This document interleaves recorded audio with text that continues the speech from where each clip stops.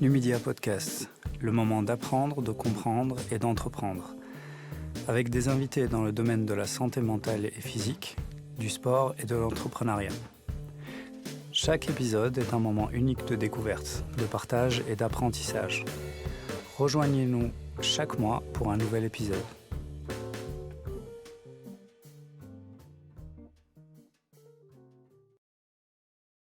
Bienvenue, chers auditeurs, à Numidia Podcast.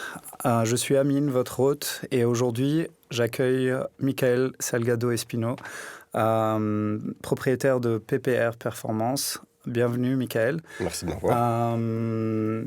J'invite Michael aujourd'hui parce que d'abord, ça fait longtemps qu'on devait se rencontrer et on n'a pas eu l'occasion dû à notre emploi du temps et à la distance qu'on a l'un de l'autre. Et aujourd'hui, Michael, je t'accueille vraiment dans un but de conversation par rapport à plein de choses que j'ai vues de toi depuis des années et des échos que j'ai de toi. Et donc, c'est vraiment une conversation qui me tenait à cœur. Donc, bienvenue et merci d'avoir accepté l'invitation. Est-ce que tu peux brièvement te présenter aux auditeurs? Oui, bien sûr. Donc, moi, c'est Michael.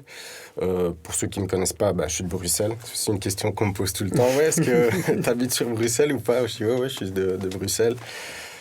J'ai 33 ans et je suis coach sportif depuis 2011. Ouais, début 2011.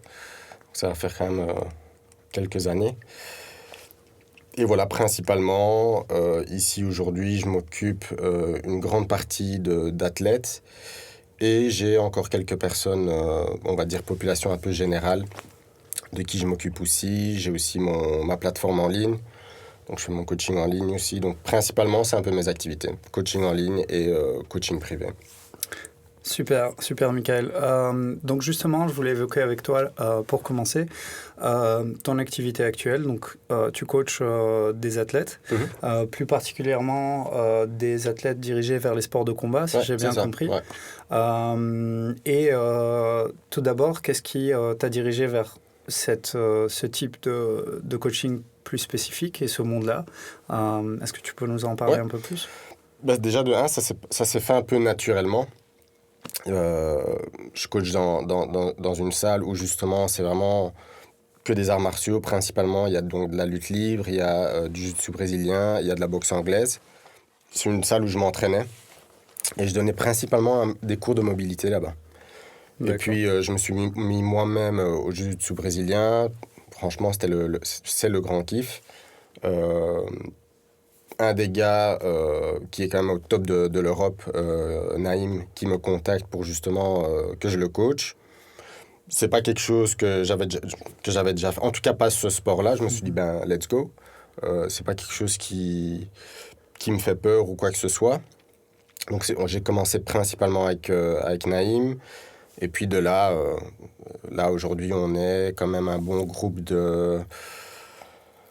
On est 6. Ouais, 6 athlètes qui sont quand même, qui essayent de vivre de ce sport, c'est très dur. Mais principalement, leur activité, c'est ça, c'est s'entraîner. Ils font du jiu-jitsu et puis ils font de la prépa physique avec moi. Mais ça s'est fait vraiment naturellement. Il m'a demandé, j'ai dit oui. Et puis de là, ça a pété, quoi. Ouais, cool. Donc ça s'est fait vraiment... parce que de là, oui, j'avais de temps en temps... des joueurs de basket ou des joueurs de foot qui venaient surtout en hors-saison. Ouais. Mais là, eux, c'est vraiment toute l'année, quoi. C'est pas juste hors-saison ou... c'est vraiment, je m'occupe d'eux toutes les semaines. Ouais. C'est vraiment, on est parti, là, ça va faire plus d'1 an qu'on est ensemble et tout se passe bien, quoi. Donc, ça s'est vraiment fait naturellement. Super. Ouais, principalement, c'est vraiment ça. J'ai mes athlètes qui sont dans le jiu-jitsu brésilien et puis j'ai la population générale aussi que je coach. Ouais. Donc c'est un chouette équilibre entre les deux. Et toi-même, tu es pratiquant d'arts martiaux, tu es aussi pratiquant de jiu-jitsu brésilien? Je veux dire, avant ça, non. Okay. Donc, moi, principalement, je viens de la natation et du foot.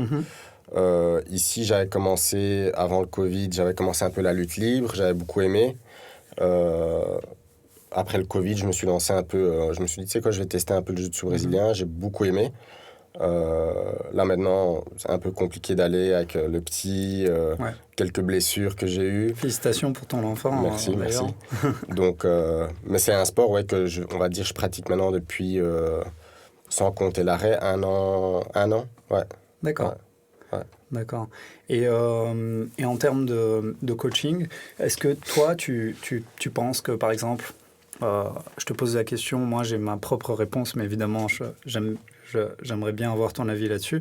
Est-ce que tu penses que il faut automatiquement, pour un coach, avoir un minimum pratiqué un sport pour pouvoir coacher un sportif? Pour moi, non.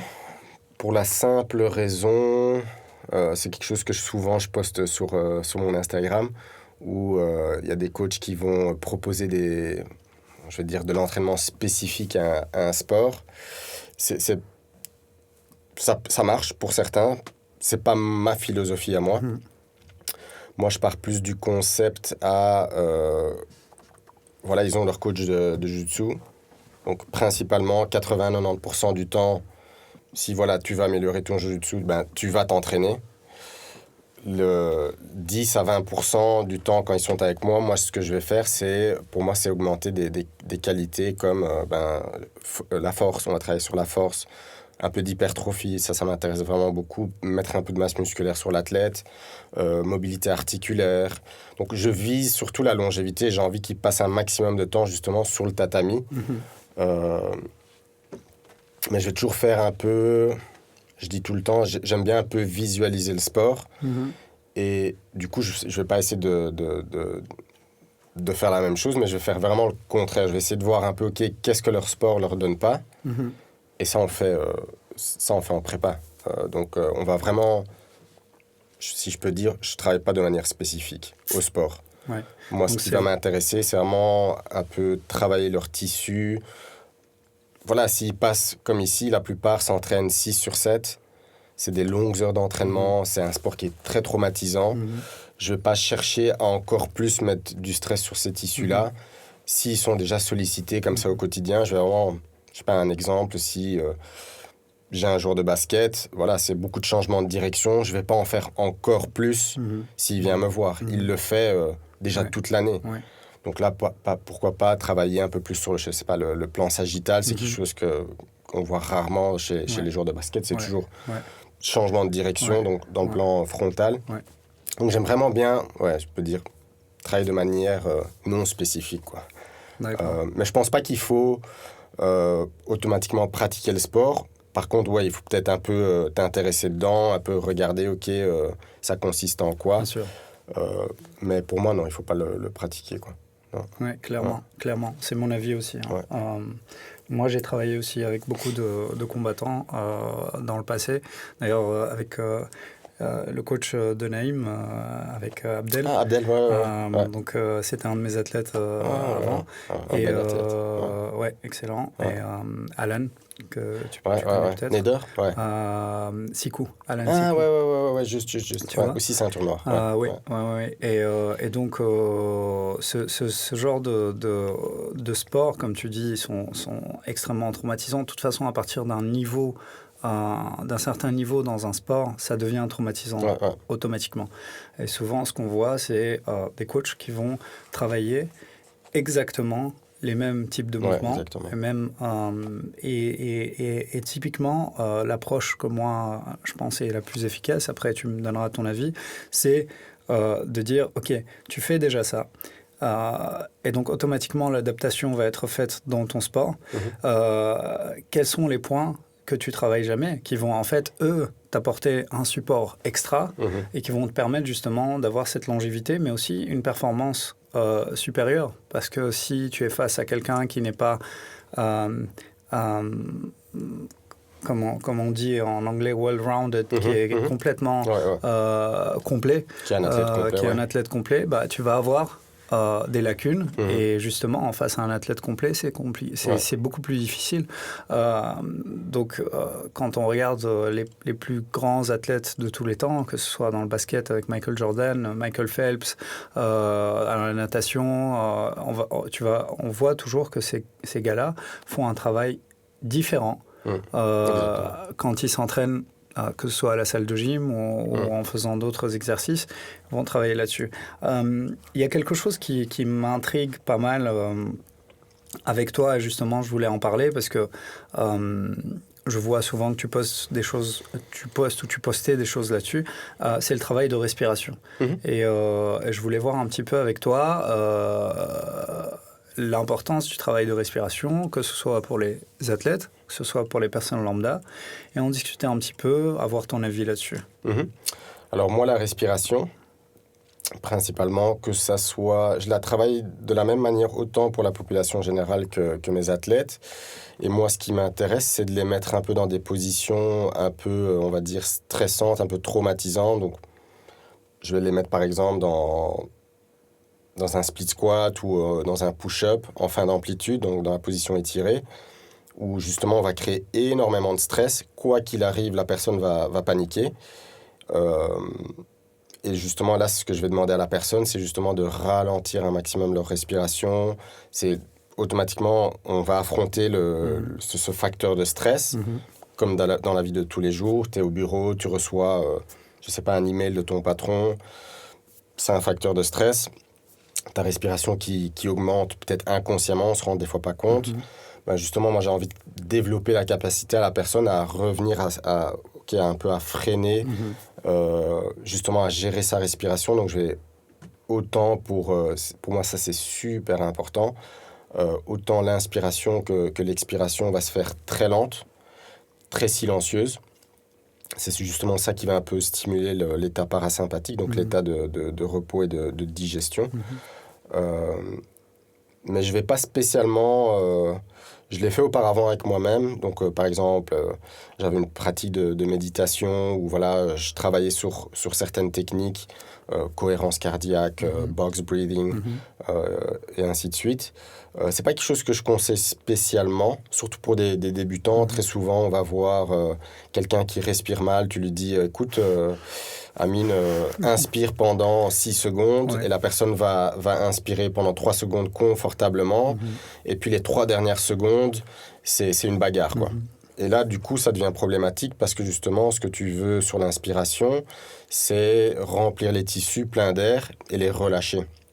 Très souvent, quand tu vas demander à quelqu'un d'inspirer, par exemple, pendant 6 secondes, et ils n'ont pas encore cette capacité-là, c'est que leurs tissus, justement, ils vont encore plus devenir raides, et ils vont peut-être commencer à respirer ou avec la nuque plutôt qu'avec le diaphragme.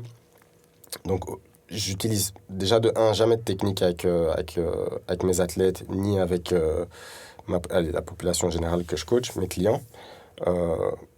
C'est tout simplement, Mais ce que tu fais, c'est que tu génères un stress. C'est ce qui m'intéresse, qui, lui, va demander une réponse. Et le but pour toi, c'est de leur demander de gérer leur réponse au stress. Exactement. C'est bien ça. Et puis, ça dépend aussi un peu de la personne. S'il y a des personnes qui sont un peu... comment dire, un peu down, tu sais, ils ont un peu une personnalité un peu peut-être introvertie, ils sont un peu, tu sais, raplapla. Pourquoi pas faire là un peu, par exemple, je la fais jamais, mais ce serait une bonne idée, par exemple, de faire un peu de Wim Hof, où justement tu vas un peu exciter le système nerveux. Peut-être quelqu'un qui est trop excité et que j'ai besoin d'un peu, tu sais, j'ai besoin de le ralentir un peu, ben là, pourquoi un peu de respiration lente. Je crois qu'il faut déjà de s'adapter. Mais moi, c'est ça qui m'intéresse, c'est que tout ce qu'on va faire, j'aimerais bien que ça transmet, on va dire, à la vie de tous les jours. Encore récemment, Naïm, au championnat d'Europe, qui me disait, un des exercices qu'on adore faire, c'est on est assis, je leur mets un rouleau, un foam roller entre les jambes, ils serrent le foam roller avec un poids dessus. Hyper traumatisant, hyper costaud à faire. Ça a l'air simple, mais c'est pas simple. Justement, il faut, une fois que la respiration accélère, on va essayer de ralentir les choses. Et c'est ce qu'il me disait, Mika, punaise, j'avais un triangle sur un gars et il restait 10 secondes et j'essayais de rester calme. Donc c'est ça qui m'intéresse, quoi, c'est qu'ils arrivent à justement tout ce qu'on fait, à je vais pas dire transférer, mais tu sais, qui fasse le déclic à, peut-être je suis en train de respirer mal, et si justement je ralentis un tout petit peu plus, je vais être un peu plus serein et je vois les choses de manière un peu plus large. Donc ouais, principalement j'utilise la respiration pour cet objectif-là. Et puis pour les personnes qui sont méga raides, là, ouais, je vais peut-être passer un peu plus de temps dans d'autres positions qui sont moins stressantes. Je leur mets par exemple, je sais pas, pour moi la plus confortable pour la plupart des gens, c'est allongé sur le côté. Et voilà, on fait un peu de respi lente. Parce que justement, j'ai envie de relâcher tous les tissus avant de se mettre au travail. Et directement, tu vois la personne, tout change, quoi. Sa posture, on a accès à un peu plus d'amplitude de mouvement. Donc ouais, c'est principalement de cette manière-là que j'approche la respiration. Ouais. Et est-ce que pour toi, quand tu parles de respiration, alors pour les athlètes, en général, je pense qu'ils sont assez réceptifs parce que ils savent pourquoi ils sont là. Pour les personnes lambda, parfois, je pense que c'est un peu plus difficile d'explorer certains sujets qui pour eux sont abstraits. Parce que quand on parle de la respiration, les gens la plupart du temps, les gens te disent mais moi je sais respirer, c'est naturel. Et quel est un peu le retour que tu as par rapport à ça? Est-ce que les gens sont ouverts tout de suite au travail de respiration, ou est-ce que plutôt ils le font parce que tu leur demandes de le faire, mais ils ne sont pas complètement impliqués dedans? Parce que je pense que aussi, tu seras d'accord avec moi que dans le coaching, c'est important d'avoir des gens, comme on dit, qui sont coachables, qui sont impliqués dans leur progression et dans leur développement, et pas des gens qui mettent tout sur toi et qui attendent que tu fournisses des résultats pour eux. Qu'est-ce que tu en penses? Moi, j'approche je ne vais pas dire ce problème-là, mais voilà, comme tu dis, il y a des personnes où tu sais que tu leur dis, écoute, tous les jours, tu vas méditer 10 minutes et je veux absolument, et on sait que la personne va le faire. Et puis, tu as d'autres personnes, tu sais très, très bien que, voilà, impossible que, la personne prenne 10 minutes pour elle-même, pour pratiquer un peu la respi. Donc, du coup, là, ce qui va toujours être important, c'est de leur donner des outils, justement, peut-être très simples, peut-être vraiment super simples. Je sais qu'il y a des gens qui adorent, par exemple, quand ils vont se promener, du coup, je leur dis, c'est un bon moment de pratiquer un peu ta respi. Et ils ne se sentent pas obligés de mettre 10 minutes de côté pour se mettre peut-être dans une autre pièce et être assis. Et... Donc, il y a plein de manières de par exemple, travailler la respi, où la personne en a besoin. Et très souvent, déjà, de un, ce qui est important pour moi, c'est de moi montrer l'exemple, que les gens, ce qu'ils voient, par exemple, sur ma page Instagram, c'est ce que je fais. Et c'est ce que vous allez faire aussi. Donc, pour eux, c'est déjà facile de savoir que je le fais moi, pas au quotidien, mais régulièrement. Et puis, de transmettre l'information, on va dire, de manière que ça soit réceptif pour eux, parce que des fois pour nous, ce qu'on explique pour nous, on comprend, c'est simple, c'est notre métier, mais des fois tu expliques une chose à la personne et la personne, sans t'en rendre compte, n'a rien compris, quoi. Donc je pense que la manière dont on communique avec nos clients, c'est super important, que ça soit de l'information, un astuce que tu donnes pendant un mouvement. Pour nous, encore une fois, un astuce, quand tu l'appliques sur toi-même, c'est simple. Tu comprends la chose, pourquoi, comment. Et si tu dis à quelqu'un, je sais pas, pousse tes hanches en arrière, il va te dire, c'est quoi ça, ils ne comprennent pas, quoi. Et puis toi, tu comprends pas non plus pourquoi la personne, son mouvement ne s'améliore pas. C'est que, autant les astuces que l'information qu'on va communiquer, ça doit être réceptif à la personne, pas à toi. Bien sûr. Donc... Oui, ça c'est quelque chose qui revient souvent. Moi, avant, quand je travaillais avec des coachs débutants, que je les formais un petit peu, souvent ce que je voyais c'était de la frustration de la part des coachs, parce qu'ils ne comprenaient pas, c'est tellement simple pour eux. C'est clair que quand tu fais du sport depuis 15 ans et que tu sais bouger, que tu as une intelligence kinétique, tu arrives à comprendre un petit peu plus les choses, mais d'autres personnes qui n'ont pas spécialement le même type d'intelligence que toi tu vas avoir, ou la même sensibilité, ils vont avoir tendance à aussi être frustrés, parce qu'ils voient dans ton visage que pour toi c'est simple, et pour eux c'est compliqué, et donc ils ont l'impression qu'ils sont bêtes, ou et c'est ça qu'il faut éviter. Donc moi c'est ce que j'expliquais à l'époque, où je disais si une personne ne performe pas un mouvement correctement, c'est de votre faute. C'est pas la faute de la personne. Donc, il ne faut jamais laisser sentir la personne. Faut jamais laisser la personne se sentir incapable de faire quelque chose. Mais il faut toujours se demander qu'est-ce que j'ai mal dit ou mal fait qui fait que en fait, la personne ne comprend pas. Et donc, trouver le bon canal de communication avec la personne, extrêmement important. Et ça va nourrir justement cette relation avec la personne. Exactement. Et au plus vous allez avancer, au plus la personne va te faire confiance, parce qu'elle va dire « il sait parler ma langue.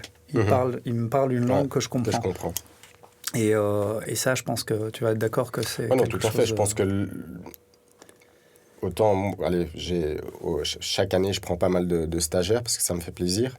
Mais ils sont tous tellement focalisés sur plein de choses qui n'ont au début aucune importance. Pour moi, le plus important, c'est dès le départ, c'est créer, comme tu dis, un environnement où la personne, elle va se sentir... elle se sent à l'aise. Elle n'a pas peur de faire des erreurs. Elle sait que le coach ne met pas spécialement trop... ou qui communique d'une manière, je comprends ce que tu dis. Donc la personne, elle est dans un environnement où le progrès est possible. Et puis au début, pour moi en tout cas, on parle trop. Les coachs parlent beaucoup trop, dans le sens où... Trop d'informations, trop d'instructions. Très souvent, franchement, on sous-estime la capacité d'une personne, même quelqu'un qui est débutant. Ça peut m'arriver. Moi, au début, quand je vais enseigner un mouvement, je ne parle pas. Donc, je l'effectue, je laisse la personne visualiser. Je lui demande voilà, ok, à toi de jouer maintenant. Très souvent, ça se passe bien. D'autres fois, ça se passe moins bien. Donc là, ok, petites astuces par-ci, par-là. Mais très souvent, comment tu dis ça je sais pas, ça se dit en français, interfère? Oui. Toi, tu es néerlandophone. Hein. Il faut expliquer. Je suis néerlandophone, je parle au travail, on parle anglais. Laisse tomber. Il faut expliquer aux auditeurs que tu es néerlandophone comme ça. Je mélange tout, quoi. On interfère un peu avec le progrès de la personne. C'est ça. Parce qu'on donne trop d'instructions, il y a trop d'astuces, il faut essayer de simplifier sa manière de coacher. Et déjà, choisir des mouvements qui sont au début hyper simple, quoi. Pour moi, en tout cas, surtout avec mes athlètes, c'est ce que je cherche. C'est des mouvements, par exemple, autant avec mes autres clients, c'est qu'on va bosser sur des choses qui sont hyper simples. J'essaie pas de réinventer le fitness. Mais moi, ce qui m'intéresse, c'est que la personne, justement, elle puisse surcharger de plus en plus l'exercice. Mais je vais pas trouver des exercices, j'aime bien dire des exercices à Instagram hyper compliqués déjà de mettre en place, de 2 à coacher, et puis de 3 à effectuer pour la personne, quoi. Avec un risque élevé aussi. Exactement. Pour moi, pour un coach qui débute sa journée ou sa carrière de coach, c'est vraiment, comme tu disais, l'environnement, quoi. Ta communication, est-ce que la personne se sent bien ?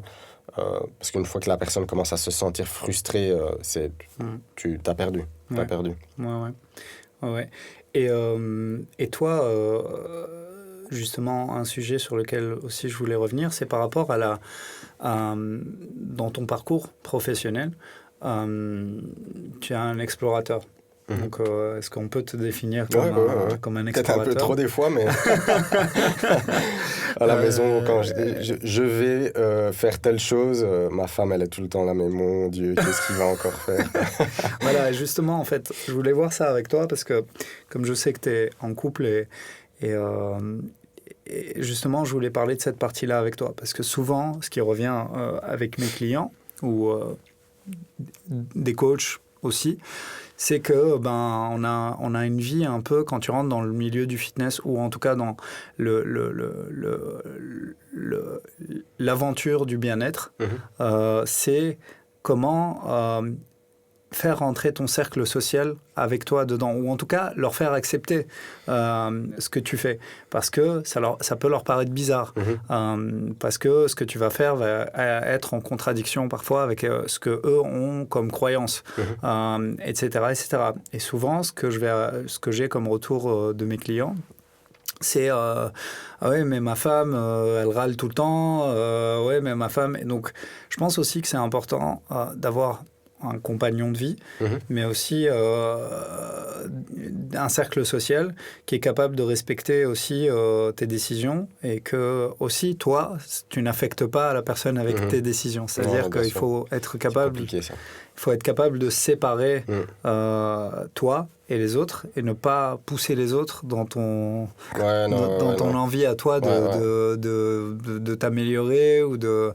Et ça, je vois souvent que c'est très, très difficile. C'est très difficile, hein. Comme tu dis, c'est quelque chose qu'on entend tout le temps. Oui, mais ma femme ou mon mari...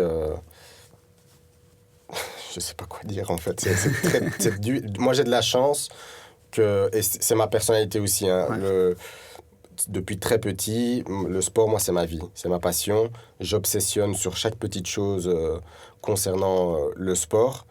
Mais une fois que je passe la porte, chez moi à la maison, ça s'arrête là. J'essaye pas de, on va dire, saouler ma femme avec mes idées. Moi, c'est ça que je recherchais à ce moment-là.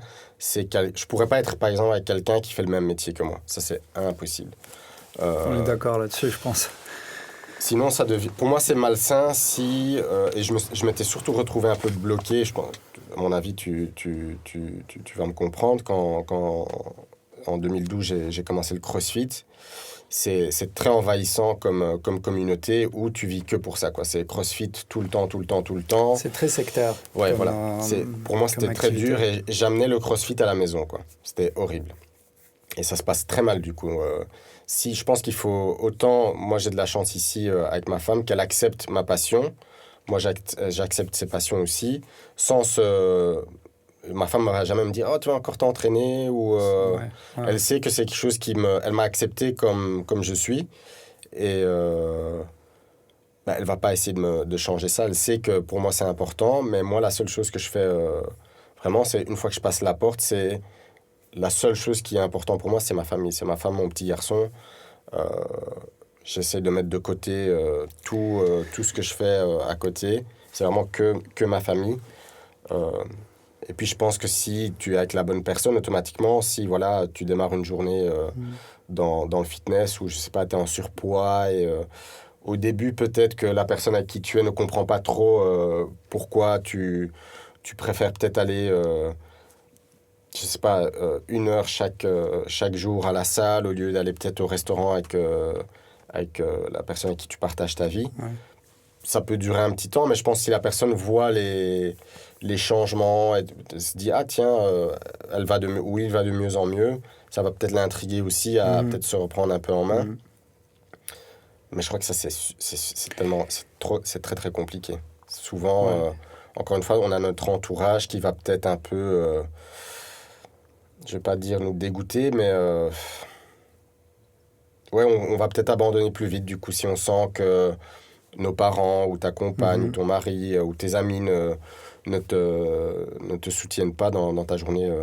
Ouais, je pense que c'est dur surtout, ce que je trouve, c'est... moi, j'aime bien parler de maturité dans le sport, comme maturité dans la vie aussi. Et ce qui est dur, c'est de pouvoir... pour certaines personnes qui commencent le sport tard, de ne pas tomber dans l'extrême. et de pas avoir ce syndrome du nouveau converti, si tu vois ce que je veux dire. Donc, tu sais, quand tu as des gens qui sont nouvellement convertis dans une religion, ils sont généralement plus extrêmes que les gens qui pratiquent la religion depuis, voilà. Et donc, ça devient négatif et nocif pour l'entourage de la personne. Et ce qui est important, je pense, et tu seras d'accord avec moi, c'est de rester dans le bien-être. Et le bien-être, c'est général. Donc, c'est-à-dire que toi, tu dois être bien, mais ça doit irradier les gens qui sont autour de toi. C'est-à-dire que tu dois donner aux autres l'envie de faire ce que tu fais. Mais tu donnes pas l'envie de faire ce que tu fais en menaçant les gens, en disant si tu fais pas ce que je veux, je vais te quitter, ou si tu vois. Tu vois, c'est un peu. C'est comme tu dis, hein, ça peut être envahissant pour quelqu'un qui n'a jamais fait ça et qui se lance dans le fitness, où cette personne-là, on voit ça surtout encore une fois dans le CrossFit, où la personne c'est que ça, quoi. C'est ça. Et ça, c'est très mauvais. Le yoga aussi. Yoga. Moi, c'est vrai que ici, par exemple, encore, j'ai une de mes clientes qui a quand même un travail qui est quand même très stressant. C'est une maman. Et c'est quelqu'un qui se met beaucoup la pression, justement, pour atteindre ses objectifs. Et bon, quand tu regardes un peu ses journées, elle me dit tout le temps, oui, mais je sais que je dois m'étirer, je sais que... Je dis non, tu ne dois pas, en fait.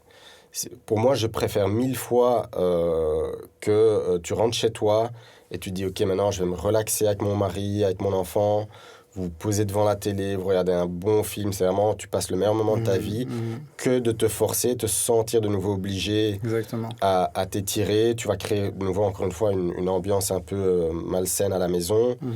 En fait, les gens pensent qu'il faut vraiment faire plein de choses, quoi. C'est ça. On peut faire, encore une fois, si tu as le temps et l'envie, très bien, mais il faut surtout pas se mettre la pression, quoi. J'en parlais justement avec Nico, que j'avais invité ici, sur les croyances, tu sais, les croyances populaires. Est-ce qu'on croit qu'il faut faire et qu'est-ce qu'on croit qu'il... Et moi, j'ai souvent cette conversation avec des clients, par exemple, qui arrivent en retard à leur séance, hyper stressés. Désolé, je suis en retard, on va pas pouvoir faire toute la séance. Et aussi, quand moi je pose la question à mes clients et je dis OK, quand tu as fini, tu dois être à quelle heure au bureau, j'aime bien poser ces questions-là parce que j'aime pas terminer la séance et que la personne aille courir au bureau, machin et tout. Donc, ce que je dis souvent aux gens, c'est vous croyez que vous devez faire combien de temps de séance? Parce que, OK, une séance, ça peut durer 1 heure, 1h15, 1h30, mais quelle est votre croyance par rapport à ce que vous devez faire? Alors, il faut au moins faire 1 heure. Non. Non, pas du tout. Et donc, en fait, 1 heure de séance, ça doit couvrir plein de choses. Et donc, le bien-être, c'est aussi être capable de faire cette petite zone tampon entre le moment où tu vas terminer ton entraînement, le moment où tu vas aller manger ou le moment où tu vas aller travailler. Et ce que les gens ne comprennent pas, et j'aimerais bien ton avis là-dessus, parce que ça c'est mon avis à moi, c'est que moi je préfère, et ça c'est avec le temps évidemment que tu apprends ça, moi je préfère maintenant, au jour d'aujourd'hui, faire une séance de 30 minutes, et après ma séance de 30 minutes, prendre le temps de respirer, prendre le temps de prendre ma douche à mon aise, tu vois, s'il faut manger, s'il faut avant de commencer à travailler. Alors qu'avant, je pouvais faire pousser ma séance le plus proche possible de mon prochain coaching ou de mon prochain rendez-vous. Et terminer, et après rentrer tout de suite dans un autre... Et en fait, c'est ce que les gens, pour moi, doivent comprendre, c'est qu'il faut il faut être capable, surtout après le sport, si tu as de revenir un peu au calme, quoi. Exactement. Et généralement, les gens ont du mal à comprendre ce concept-là, que la séance n'a pas vraiment de durée, ne doit pas vraiment avoir de durée spécifique. Et ça, c'est ma prochaine question, c'est pour toi, quand tu travailles avec tes clients ou tes athlètes, est-ce que tu détermines que ta séance, voilà, c'est comme quand on apprend dans le coaching, il faut qu'une séance soit structurée comme ça, parce que sinon, tu couvres pas tous les... donc voilà, est-ce que toi, tu as une vision différente? Moi j'ai une vision différente. Est-ce que toi, tu vois les choses Moi, c'est nouveau, c'est compliqué hein, pour certaines personnes. Il y a au début tellement de motivation pour certains. Où j'aimerais j'aimerais m'entraîner 6 fois semaine. Je dis, ok, on va peut-être commencer par 3. Je vais faire des séances de 2 heures. Ok, non, il ne faut pas faire 2 heures. Je dois faire tel exercice. Non, tu ne dois pas faire tel exercice. Donc, je me retrouve, surtout les dernières années, je me suis retrouvé avec... la plupart de mes clients aujourd'hui ont déjà travaillé avec d'autres coachs et je me suis retrouvé justement un peu à j'aime bien dire désapprendre ce qu'ils ont appris parce qu'ils ont plein de croyances et j'essaie de les soulager un peu. Ok, tu dois pas faire 5 séances semaine, tu dois pas... Si tu n'as pas le temps de faire une séance de 1 heure, c'est pas grave, on peut faire 20 minutes, on peut faire 30 minutes. Et puis comme tu dis, c'est toujours mieux de conseiller à une personne ok, on peut peut-être s'arrêter 5-10 minutes à l'avance, on peut les récupérer peut-être une autre fois, parce que j'ai pas envie, comme tu dis, que tu fonces comme un malade mental au travail. Voilà, t'as envie de... Je pense qu'aujourd'hui, on vit déjà une vie qui va 1000 à l'heure. C'est constamment, c'est une compétition avec tout ce qu'on fait. Si en plus maintenant ici la personne elle va venir chez toi et encore tu vas mettre encore plus de pression supplémentaire, tu perds les personnes aussi. Ouais, c'est sûr. Donc moi je me retrouve très souvent à soulager les personnes. Ok, on n'est pas obligé de faire 1 heure ou on n'est pas obligé de faire 1 heure et demie, on n'est pas obligé de s'entraîner 6 fois semaine. T'as pas besoin aussi, tu sais les gens qui disent Active Recovery Day. Pour moi, ça sert absolument à rien. Ça devient à nouveau, pour moi, malsain dans le sens où est-ce que tu vas sacrifier nouveau ton dimanche à faire une séance de 2 heures de foam roller et de méditation et de je sais pas, douche froide avec douche chaude au lieu de juste, je sais pas, rester au lit avec ta femme ou avec tes enfants et aller vous promener tranquille. Exactement. Pour moi, les gens doivent apprendre de nouveau à se relaxer, quoi. Se relaxer, pour moi, c'est super important. C'est pas toujours facile de transmettre ça aux personnes, parce qu'on est compétitif, je pense, ça c'est sûr. Mais il faut pas tout le temps l'être, je pense. Ça, c'est important. Mais surtout, autant pour mes athlètes que certains de mes clients, je dois appuyer un peu sur vos freins. Vous ne devez pas faire autant. Ça va être contre-productif même des fois. Est-ce que je dois faire un bain froid pour mieux récupérer? Non, tu dois absolument pas faire. Est-ce que je dois faire ma méditation pour visualiser mes combats? Non, t'es pas obligé, tu vois. Si, voilà, t'as cette envie et ça t'aide, ok, pourquoi pas. Mais si tu te mets trop la pression... Non, pour moi pas. Donc, encore une fois, tu approches chacun un peu de manière différente. Mais je pense que c'est une compétence que les gens doivent développer, c'est apprendre à comprendre que si on a déjà une vie qui est chaotique, voilà, faut freiner, quoi. Faut freiner un peu le... Ouais, c'est clair que souvent les gens se mettent... et veulent aussi tout faire en même temps. Exactement. Et ça, pour moi, c'est quelque chose souvent que je discute avec mes clients, même mes amis. Des fois, on en discute avec des sujets qui n'ont rien à voir avec le fitness, mais la vie de tous les jours. Et ils veulent acheter une voiture, et ils veulent acheter une maison, et en fait, on est toujours dans cette course effrénée de... Il faut ça, il faut ça, il faut ça, il faut ça. Il faut tout en même temps. Il faut tout de suite. Et en fait, apprendre à... Je pense aussi que les gens en manquent de planification. Et ça revient à nouveau au sport et au coaching. Et moi, j'adore faire les parallèles parce que je pense qu'en venant du sport, c'est plus facile en fait de venir du sport et de faire des parallèles avec la vie que l'inverse. Que l'inverse. Et donc, moi, le sport, ça m'a appris énormément de choses. Et une des choses que ça m'a appris, c'est de planifier et d'avoir une vision claire de là où je vais et pouvoir planifier pour arriver au résultat auquel je veux. Et mettre la priorité sur les bases, construire les bases, etc. etc. Mais souvent, on voit que les gens, ils veulent faire des choses qui sont pas prioritaires actuellement et c'est pas important. On verra ça après. Commence déjà par les bases, construis tes bases, fais quelque chose. Ça sert à rien de vouloir acheter une maison à 1 million si tu es au chômage. Voilà. Ça n'a pas de sens. Tu vois. Donc c'est un peu ce genre d'image que j'aime bien utiliser en disant on relaxe. Ok, ça sert à rien. C'est le problème de beaucoup de personnes. Beaucoup trop de choses. Ouais, quand vous commencez le sport, ça sert à rien de vouloir faire attention à son sommeil, et vouloir changer sa nutrition, et vouloir aller faire, comme tu as dit, des bains froids, des saunas, des machins. Relax, commencez étape par étape. Déjà, soyez régulier dans vos entraînements et essayez d'être... de mettre en place une habitude, et une fois que les choses deviennent habituelles, commencer à rentrer des choses progressivement. Et si vous ne pouvez pas le faire à un certain moment parce que XY, c'est OK. C'est pas grave. Ouais. Souvent, les gens me disent, tu t'entraînes combien de fois semaine ? Je dis, ça dépend. Voilà. Ça m'arrive de m'entraîner 7 jours sur 7. Ça m'arrive de m'entraîner 2 fois dans la semaine. Ça m'arrive de... Ah ouais, c'est vrai. Ouais, c'est la vie. C'est la vie, c'est comme ça. Quand c'est pas la priorité, c'est pas la priorité.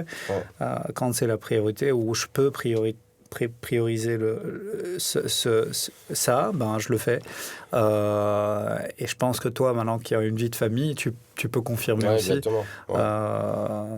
Mais ça, c'est intéressant ce que tu dis, parce que moi, par exemple, surtout pour mes coachings en ligne, ceux que je coach, en tout cas, sont à distance, donc ils sont à l'étranger. Et encore une fois, pour moi, ce qui est important, c'est de soulager un peu la personne, pas qu'elle ait la pression de se dire « Ah, je dois faire mes séances que Mickaël m'a prescrit. » Mais je vais leur expliquer « Ok, vous avez 4 séances. » Donc, c'est rare que je dépasse 4 séances d'entraînement, ou que je conseille en tout cas plus que 4 séances d'entraînement par semaine. Et c'est déjà énorme pour certains. Et encore une fois, j'ai de la chance que ceux que je coach en ligne, c'est des athlètes aussi, ou en tout cas des sportifs, on va dire. Et je leur explique, OK, les 4 séances, vous ne devez pas voir vos 4 séances en une semaine. Pour moi, une semaine, ça peut être 10 jours. Donc, si tu peux faire, par exemple, séance 1 lundi, séance 2 jeudi, exactement, séance 3 samedi, et certains vont se mettre de la pression, ils vont bloquer leur dimanche pour faire leur dernière séance de la semaine. Non, relax, on peut la faire lundi, on peut la faire mardi, et ainsi de suite. Et encore une fois, je pense qu'on ne s'adapte pas, en tout cas que coach, certains coachs, à la vie. La vie, elle est chaotique. Comme tu dis, il y a des semaines où tu vas peut-être pouvoir faire 7 séances par semaine, parce que voilà, ton emploi du temps te le permet. Et puis, il y a d'autres semaines où voilà, la vie te frappe à la porte, te rappelle que ce n'est pas toujours possible, et tu fais peut-être que 2 séances. Et est-ce que c'est pour ça que tes progrès vont être moins importants? Absolument pas. Non, je pense que si tu l'approches de manière, OK, c'est la vie, c'est comme ça, j'ai 2 séances, je donne tout ce que j'ai sur les 2 séances. Je pense que là, c'est important d'être bien entouré, ton coach qui voilà, peut-être va adapter tes séances pour que justement sur 2 séances, tu couvres un peu, on va dire, tout ce que tu devrais faire. Encore une fois, pour moi, ça n'a pas d'importance, mais on peut. Mais on ne s'adapte pas à la vie de la personne, très souvent. C'est très difficile pour quelqu'un même si encore une fois, comme tu dis, ça c'est important, c'est méga important d'avoir des bonnes habitudes, planifier ses journées. Il y a des journées où ça ne va pas être possible. Moi, je suis passé d'être hyper obsessionné avec me réveiller le matin, douche froide, je me mettais devant mon panneau de lumière rouge, infrarouge. Je faisais ma méditation, petit café, bouquin, c'est fini ça. Donc, est-ce que c'est grave? Absolument pas. Donc, pas du tout. Encore une fois, j'ai remarqué que toutes ces choses-là me rendaient à la limite, le temps que j'avais fini toute ma routine matinale, j'étais prêt à retourner au lit, quoi. Ouais. Ça m'avait fatigué au lieu de te mettre directement, comme tu dis, OK, ça c'est mon objectif. La première chose que tu fais au matin, c'est faire une chose pour te rapprocher de ton objectif. C'est ça. Que de perdre du temps, pas perdre du temps, mais à faire des choses qui n'ont... Beaucoup de gens passent la plupart du temps à faire des choses qui n'ont des fois aucune importance au début. Mhm. Je sais pas si tu suis sur Instagram, il a un peu pété en ce moment, c'est Alex Hormozy. Oui. Lui, Ouais. très souvent, c'est ce qu'il conseille aux gens, c'est quand vous voulez accomplir une chose, tu te concentres que sur cette chose-là. Exactement. Tout le reste n'a plus d'importance. Et c'est tellement simple mais ça marche pour tout le monde. Mhm. Mais malheureusement, il y a beaucoup de gens qui vont... Voilà, je veux devenir millionnaire, je veux devenir bodybuilder en même temps. C'est ça, exactement. C'est pas possible, c'est pas possible. Oui, c'est ça. Ouais. Moi, j'étais un peu comme toi aussi. Et je pense qu'il faut passer par cette étape-là aussi. Ouais, c'est super important. Où tu es extrême à un moment donné. Et encore une fois, comme tu me disais là tantôt, explorer, quoi. Exactement. Ouais. Et comprendre qu'en fait, à un moment donné, tu sais, moi, j'ai été athlète. Dans ma tête, il n'y a rien qui existait sur la planète à part mon entraînement. C'est mes potes qui m'appelaient, ils me disaient on va boire un café, je disais non, laisse-moi tranquille. Et en fait, tu t'isoles de plus en plus. Et tu deviens une personne qui n'est pas spécialement heureuse, en fait. Non, bien sûr. Ouais, je me suis retrouvé dans le même... Et donc, du coup, est-ce que c'est bien ? Non, parce qu'en fait, aussi, en réalité, et souvent ce que je dis aux gens quand ils me posent la question, ils me disent oui, mais moi, j'aime bien... Moi, je pense qu'on est un peu similaires. C'est pour ça que je sens une affinité avec toi, même si on ne se voit pas très souvent. Moi, j'aime bien mettre beaucoup de philosophie et beaucoup de recul sur mes coachings en disant, tu vois, simplement, moi, je préfère, à la limite, me poser la question, est-ce que ce que je fais est utile uniquement pour moi ou est-ce que c'est utile pour la société ? Parce qu'il y a une chose qu'il faut aussi qu'on dise, c'est qu'on vit en société. On est des êtres humains, on vit en société. Et donc, moi, mon rôle à moi en tant qu'être humain, c'est d'être utile à mes compères, aux gens avec qui je vis autour de moi. Ma famille, mes amis, cercle proche et, in fine, le reste du monde autour de moi.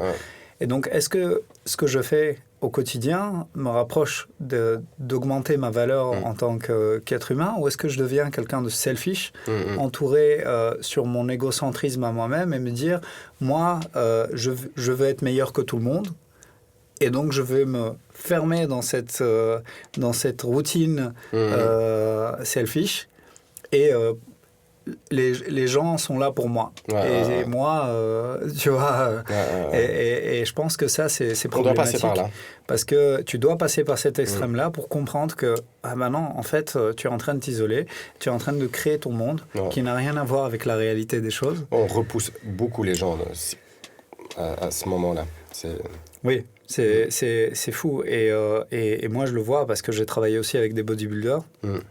Et ça, c'est un sport qui est, comme tu dis, selfish. C'est ça. Encore une fois, les gens, c'est un sport qui est peut-être un peu critiqué, mais c'est les gens les plus disciplinés parce que, justement, comme tu dis, chaque calorie va être calculée, ils ne peuvent pas rater leur repas, ils vont malheureusement dire à des amis ou peut-être à des proches, écoute, non, malheureusement, je ne peux pas venir avec vous au restaurant. Et je pense que pour automatiquement atteindre des objectifs comme ça, tu dois l'être. Tu dois passer par là. Clairement. Mais je pense qu'il est toujours, surtout si on est en couple, c'est toujours prévenir, je pense, la personne. Voilà, tu parles avec ta compagne. Écoute, ton mari va devenir... Je vais être obsessif avec cette chose-là. Je vais être peut-être moins présent, mais ça va durer X temps. Après ça, je suis à toi, tu vois. C'est ça. Je pense que... Et surtout, les hommes, on est hyper compétitifs. Tu sais, on a cette envie d'accomplir des choses et je pense que par période, c'est tellement important d'être un peu obsessionné avec un objectif, l'accomplir. Mais moi, c'est quelque chose... J'aime bien, encore une fois, cet équilibre, quoi. Je suis très obsessif avec mon métier, mais voilà, une fois que je suis à la maison, c'est ma femme, mon fils. Mais comme tu dis, il faut passer par là. Et pour parler de quelque chose d'excessif, un petit peu, je voulais revenir un petit peu sur ta diète, parce qu'à l'époque, je te suivais pas mal et je sais que tu étais vachement axé sur la diète carnivore. Et justement, je voulais revenir avec toi par rapport à ça, parce que moi, je l'ai faite aussi.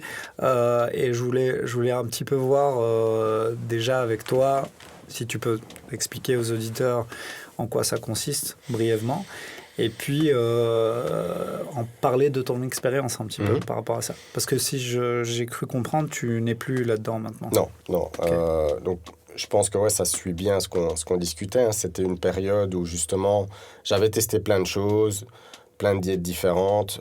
Je tombe sur cette diète carnivore. Je me dis, tiens, c'est quelque chose qui m'intéresse.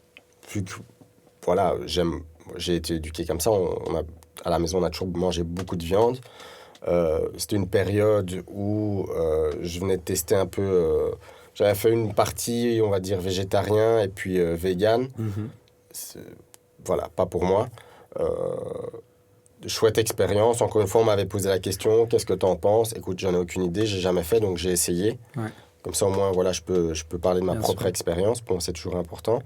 Donc, je me lance dans cette diète carnivore où, principalement, en fait, c'est principalement très protéiné, quoi. Donc, tu vas manger différents morceaux de viande. Tu peux, ils disent nose to tail. Tu vas manger même les organes. Donc, moi, en tout cas, principalement, c'est ce que je faisais, quoi. C'était des œufs, de la viande, des organes, du yaourt, donc tout ce qui était produits laitiers. Et that's it. Donc, rien d'autre. Donc, pas de légumes. Pas de légumes, pas de fruits. Ouais. Au début, c'était inconfortable de dire, avec tout ce que tu entends, il faut des légumes ou il faut des fruits. À cette époque-là, voilà, pour moi, c'était compliqué à comprendre. Mais je me suis dit, tu sais quoi, je me lance dedans et on verra où ça mène. Et automatiquement, ce que j'ai fait, c'est que j'avais combiné, on va dire, la diète carnivore avec le jeûne intermittent. Donc, je jeûnais entre 16 à 20 heures par jour. J'ai fait ça presque quand même 5 ans. J'ai tenu. Les dernières années, j'allais peut-être incorporer un tout petit peu de riz par-ci par-là de temps en temps, une patate douce, parce que je sentais le besoin. Je commençais quand même à sentir, OK, pour le long terme, c'est pas ce qu'il y a de mieux. Et encore une fois, ça affectait énormément mon quotidien. Des amis qui m'invitaient, je faisais le difficile. Ma compagne aussi, viens, on va manger au restaurant, ou viens, on va manger une glace. Ah non, c'est pas possible, je fais la diète carnivore. Donc ça a été, encore une fois, une période très selfish. Donc je pensais que à moi. Je m'en foutais ce que les gens disaient.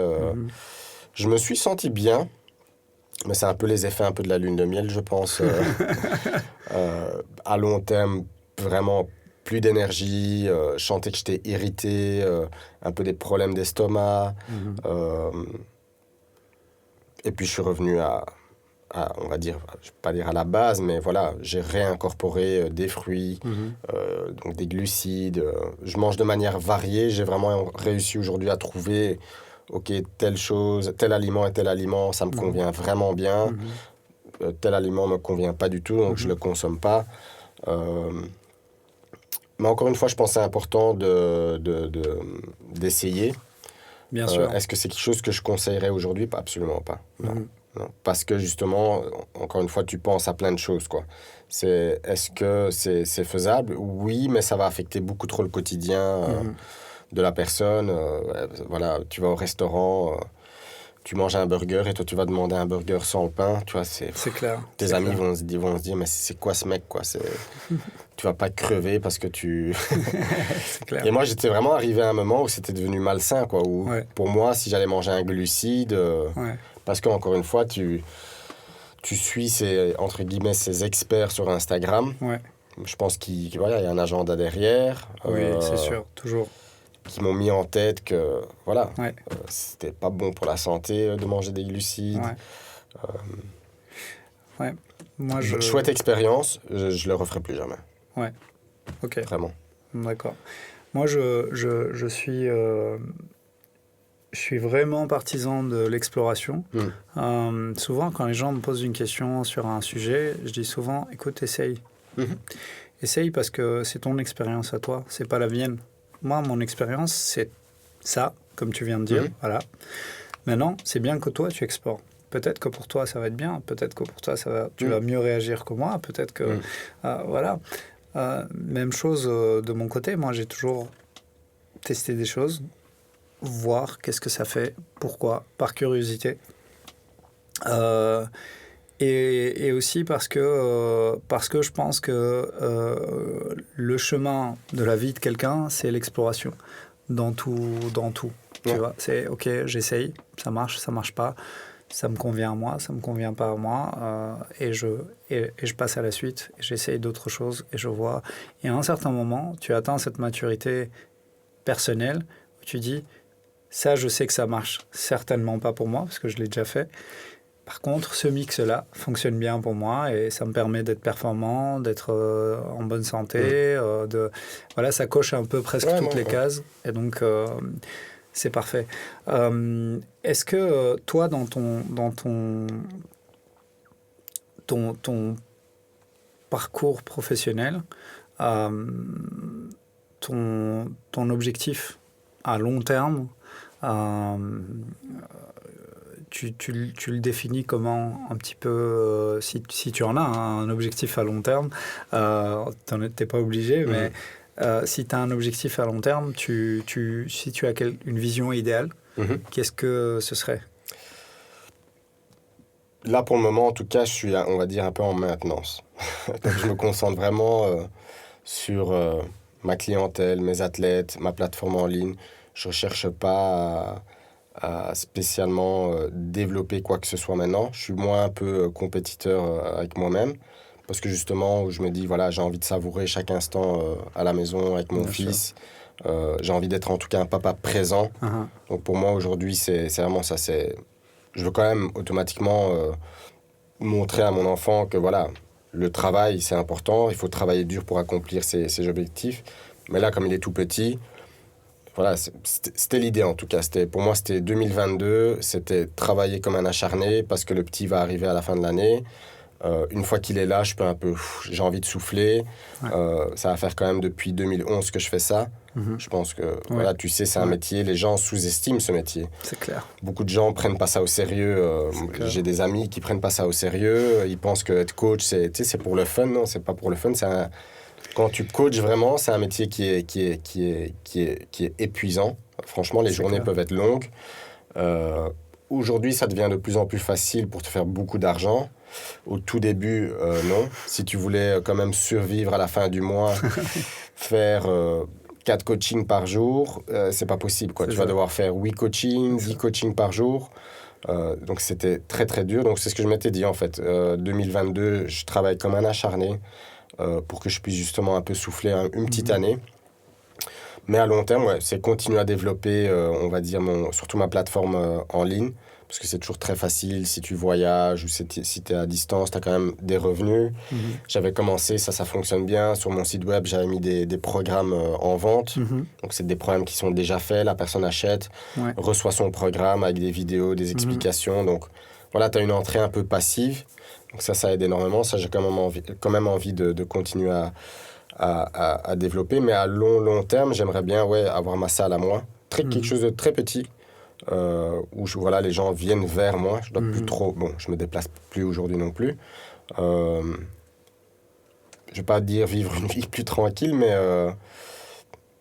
voilà, je sais ce que je vaux. Je sais que, voilà, c'est peut-être pas... comment dire, il n'y a pas beaucoup de personnes qui peuvent peut-être se permettre de se payer un coach, ou en tout cas, me payer moi. Donc, je fais toujours comprendre, OK, voilà, ça coûte de l'argent, mais c'est un investissement, les résultats seront là. Et voilà, travailler peut-être un peu moins pour justement être plus présent avec, si possible, mes enfants. Mais c'est un peu l'avenir que je vois, quoi. C'est vraiment continuer à ce que je fais maintenant, surtout la partie en ligne, qui pour moi est super important, parce que, encore une fois, c'est un peu une entrée passive. garder surtout ma clientèle que j'ai maintenant. Ça, pour moi, c'est important. Beaucoup, surtout des débutants pensent qu'il faut beaucoup de clients. J'ai pas beaucoup de clients, mais je les ai depuis des années. Ouais. Ils viennent plusieurs fois par semaine. Donc, il ne faut pas spécialement beaucoup. Et puis, ouais, pourquoi pas. Ma petite salle. Cool. Aussi underground, il faut me chercher. Franchement, moi, c'est ça que j'aime bien. Je suis quelqu'un de très discret, donc il faudra me chercher, quoi. Ouais, bah écoute, Il faudra se c'est bien. déplacer. La rareté augmente Ouais. la valeur des choses. Hein. C'est comme ça. Hein. Au plus on se fait rare, au plus on nous cherche. Deux petites dernières questions. D'abord, ta vision globale sur le coaching en Belgique, son évolution. Parce que ce soit toi, que ce soit moi, ça fait un moment qu'on est dans le circuit. Moi, j'ai vu beaucoup de changements en Belgique.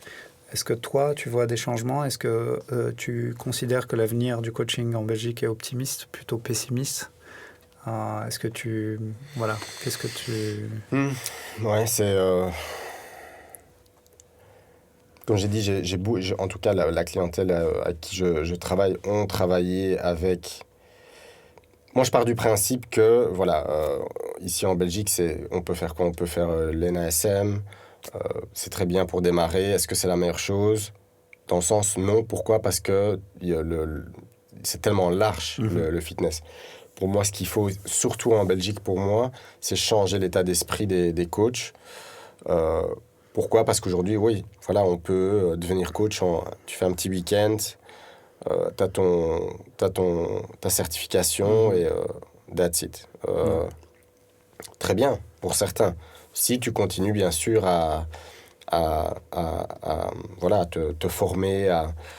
Et encore une fois, hein, quand on dit te former, c'est pas faire 3 formations ou, chaque année. Exactement, non. Ouais. Tu prends un sujet et tu vas l'explorer, tu vas l'approfondir pendant 1 an, si pas plus, pourquoi pas.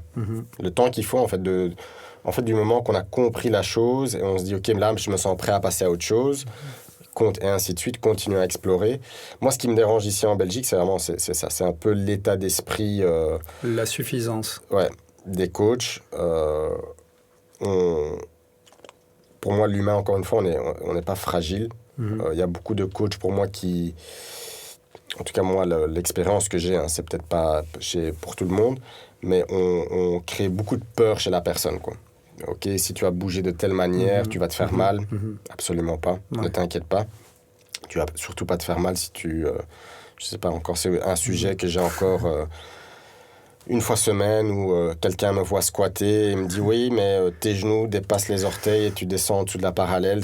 Tu te dis, mon Dieu, on est en 2023 et c'est encore un sujet qui... Voilà, c'est... Pour faire une petite parenthèse, j'ai un gamin que je coach qui a 17 ans, que je coach en haltérophilie et il a eu un examen à l'école avec son prof de gym et il lui a dit de faire des squats.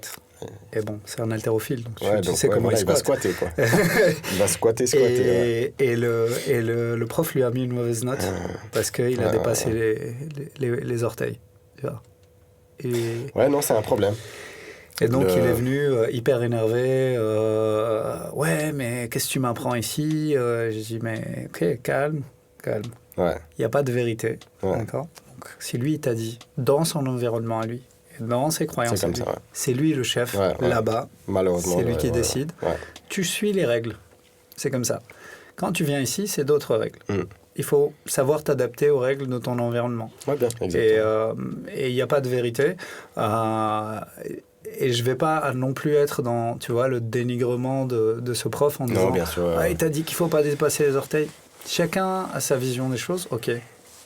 Parce que ça ne sert à rien de parler à nouveau à cet adolescent et essayer de lui expliquer quelque chose. Si je rencontre ce prof de gym, on va avoir une conversation différente. On va pouvoir rentrer plus dans le sujet et explorer les choses. Mais ça ne sert à rien de... mais voilà, ça c'était pour faire la petite parenthèse. Beaucoup de gens, ici toi par exemple, qui coach quand même pas mal d'haltérophilistes, où les gens voient un peu le produit final, voilà, un beau squat, un vrai squat. Les gens vont se dire, ah oui, mais non, mais c'est pas bon, mais bon, tu démarres peut-être pas là, la personne n'avait pas cette... Tout se fait très souvent, surtout sur Instagram, on voit toujours le produit final, mais on voit pas tout le travail qu'il y a eu. C'est ça. Mais ouais, moi, je suis quelqu'un de, encore une fois, hein, moi, je prends ça à cœur parce que c'est une passion à moi. Mais quand je m'occupe de quelqu'un qui m'a dit, écoute, j'ai travaillé avec tel coach et il m'a dit telle chose, moi, ça me... Je suis quelqu'un de très calme, mais à l'intérieur, c'est en train moi de... aussi, hein, moi voilà, aussi. ça me... Mais avec le temps et les années, j'ai appris à me... Ouais, voilà, tu vois, ouais. parce que je suis beaucoup passé par le passé pour un arrogant, tu vois. Quelqu'un qui parle beaucoup et qui critique les autres et qui, tu vois. Alors, avec le temps, j'ai appris à... Je garde ce que j'ai à dire pour moi. Et c'est OK, tu vois, je veux dire, c'est comme ça. Moi, j'ai des clients qui sont médecins, quand je discute avec eux, et qui me parlent de leurs compères qui font des erreurs, bah, je me retrouve là-dedans, tu vois, et je dis, ah, vous aussi, dans votre métier? Ah ouais, moi aussi, j'en ai marre qu'il y ait des patients qui viennent d'autres médecins qui me disent qu'on leur a raconté ça, ça et ça, alors que... C'est difficile. Donc c'est faut essayer de gérer la chose. Tu fais face à des gens qui sont dans le même métier que toi, mais qui n'ont pas la même passion, qui n'ont pas la même vision de qu'est-ce qu'est ce métier. Tu es dans le bien-être, t'es dans le, tu couvres tellement d'aspects. Et c'est pour ça que tout à l'heure, j'aimais bien quand tu disais il y a des gens qui n'ont pas l'impression que c'est un métier. Je pense que je l'avais dit une fois dans un de mes posts, j'avais dit que justement le métier de coach, pour moi après le métier de médecin, tu sais, si voilà, j'ai un cancer, voilà, un médecin peut sauver ta vie aujourd'hui. Ouais. Pour moi aujourd'hui, après un médecin, il y a les coachs sportifs, on ne se rend pas compte, mais il y a peut-être une femme qui peut venir te voir parce qu'elle ne se sent pas spécialement bien dans sa peau et ça ne se passe pas bien avec son mari. Voilà, après 3 mois, grand changement, elle se sent super bien et... le couple survit.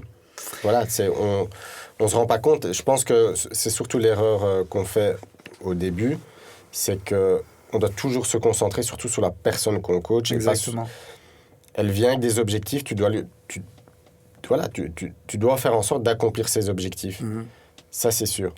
Mais il y a beaucoup de ils prennent ça à la légère et ils savent pas qu'il y a quelque chose d'autre derrière, peut-être. J'ai eu cette expérience avec un client qui était agent immobilier. Et il était venu à la base, tu sais, pour se sentir mieux dans son corps, il avait trop de pression dans son métier, etc., etc. Il voulait un peu déstresser et travailler sur... Et après 1 an, il avait doublé les ventes qu'il faisait parce qu'en fait, sa posture a changé. Sa posture et sa confiance en lui ont changé. Et donc, la manière dont il s'exprimait, la manière dont il vendait les biens, tout a changé. Et donc, en fait, il était plus efficace dans son métier, juste en venant voir un simple coach. Tu vois. Pourquoi ? Parce que le but, c'est aussi que ça impacte la vie des gens et pas juste, tu vois, que quelqu'un sache squatter 200 kilos, on s'en fout. Je veux dire, in fine, c'est génial si tu sais squatter 200 kilos, mais qu'est-ce que ça impacte dans ta vie ? Tu vois, c'est ça qui est important. Alors, la question qui vient, c'est une question que je pose souvent en fin de podcast, c'est est-ce que tu aurais un livre ou plusieurs livres, vraiment, tu vois, qui pour toi sont des livres clés, je dirais entre 1 et 3 pour pas en faire trop, qui serait idéal de lire, que ce soit pour les personnes lambda, pour les coachs, pour les athlètes. Des livres, j'en ai dans la tête. C'est pour ça que je te dis entre 1 et 3 pour faire, tu vois... déjà, de 1, si je peux dire quelque chose, moi, ce qui m'a beaucoup aidé, c'est que j'adore lire. Hein, mais ce qui m'a beaucoup aidé les dernières années, c'est relire tous les livres que j'ai aimés. Quoi. C'est clair. Ça, c'est super important. Tu sais, beaucoup de gens pensent tout le temps, OK, quel est le prochain livre que je vais lire ? Non, essaye d'approfondir les livres que tu as déjà lus. Tu sais ce qu'on dit, hein, un bon livre, c'est un livre qui se relit. Qui se relit, voilà, exactement. Si tu veux pas relire un livre, c'est qu'il est... il est pas... Donc, je vais dire, les 2 dernières années, j'ai fait que ça. C'est relire ce que j'ai aimé, quoi. Mais ici, moi, mon préféré, en anglais, c'est Mastery. En français, c'est Atteindre l'excellence de Robert Greene. Oui, Robert Greene. Vraiment, tous ses livres sont super, super intéressants. C'est quelque chose que, justement, un coach va pouvoir utiliser dans ses coachings. Ça aide pas mal au niveau de comprendre les personnes et comment bosser, comment communiquer avec les personnes. Donc, ces livres sont vraiment... pour moi, c'est de l'or. Mais spécifiquement, moi, ce livre, il m'a beaucoup... beaucoup aidé. Et ouais, du coup, c'est un livre, on va dire. Je vais choisir un livre développement personnel. Je vais dire Siddhartha de Herman Hesse. Ouais. Voilà, pour les personnes qui aiment bien, c'est un magnifique livre. Ouais. Donc je dirais 2 Siddhartha de Herman Hesse. Et puis 3. Ouais, je vais dire peut-être le livre que je suis en train de lire en ce moment, qui c'est Michaeline Duclef, je pense, le nom de famille, et c'est Hunt, Gather, Parent. Donc c'est un livre, on va dire, pour les parents, mais si justement tu peux utiliser un peu les principes aussi. J'ai pas lu, donc je vais Franchement, prendre note. il y a des principes dans le livre que tu peux utiliser sur tes coachings. Justement, je me suis reconnu dedans. Et on en a discuté là tantôt, où la dame, voilà, en gros dans le livre, en fait, elle vit avec différentes tribus, avec les Mayas, c'est une tribu en Alaska. Et en tout cas, la plus grande leçon qu'elle a appris, c'est justement on interfère trop avec la croissance de l'enfant. Elle dit, voilà, les enfants savent comment faire. Il faut juste leur donner l'environnement pour justement grandir. Et justement, c'est quelque chose que moi j'ai remarqué aussi avec mes coachings au début, c'est que je donnais trop d'informations, trop d'astuces, trop d'explications. Moins c'est mieux. C'est vraiment utilisé, par exemple, dans le livre, elle explique qu'avec un enfant, les mots, ça va stimuler l'enfant. Donc ça peut, par exemple, les exciter ou... c'est quelque chose qu'on peut utiliser sur les coachings aussi, utiliser peut-être moins encore une fois, d'astuces verbales. Laisser la personne, encore une fois, il faut lui donner une chance d'apprendre. En fait, souvent, on casse l'apprentissage parce que justement, on voit une petite erreur et on saute dessus. Donc je dirais, ouais, comme 3e livre, ce livre-là, parce que voilà, pour les parents, franchement, c'est top. Et parce que les principes, on peut les appliquer justement sur nos coachings. Ouais, ok, top. Ouais. Et dernière petite chose, une phrase, une quote que tu aurais en tête ou qui revient souvent pour toi, qui t'aide à faire les choses ou qui t'aide dans ton métier. Alors la phrase, moi, je l'avais partagée à un podcast où j'avais été invité récemment. Et une phrase que j'aime bien me répéter le matin, c'est que je dois recommencer. Je dois recommencer à zéro, on va dire. Donc, c'est refaire à chaque fois, surtout les choses qui nous font du bien, à la limite. Hier n'existe plus, c'est une nouvelle journée, donc on doit recommencer un peu à... C'est vrai que quand c'est dur, c'est une phrase que j'aime bien me répéter, que je dois recommencer à zéro, en fait. Tout ce que j'ai fait, ça n'a plus d'importance. C'est ce que je vais faire là, maintenant, à l'instant.